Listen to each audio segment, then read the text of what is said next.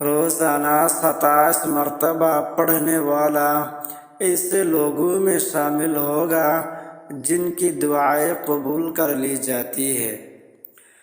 حدیث شریف میں آتا ہے، جو شخص دن میں 25 یا 27 مرتبہ تمام مومن مردوں اور مومن عورتوں کے لیے مغفرات کی دعائیں مانگے گا، وہ اللہ تعالیٰ کے نزدیک ان مستجاب الدعوہ یعنی جن کی دعائیں اللہ تعالیٰ کے ہاں قبول ہوتی ہے ان لوگوں میں شامل ہو جائے گا جن کی دعاؤں سے زمین والوں کو رزق دیا جاتا ہے۔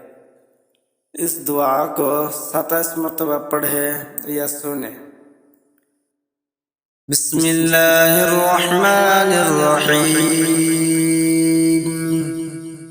اللہم اغفر لی وللمؤمنین والمؤمنات والمسلمین والمسلمات۔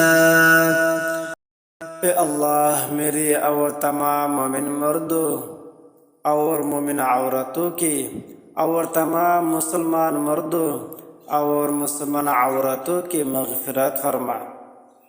اللہم اغفر لی وللمؤمنین والمؤمنات والمسلمین والمسلمات۔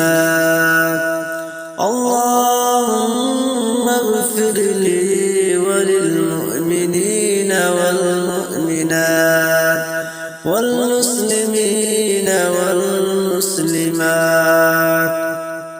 اللہم اغفر لی وللمؤمنین والمؤمنات والمسلمین والمسلمات۔ اللہم اغفر لی وللمؤمنین والمؤمنات والمسلمین والمسلمات۔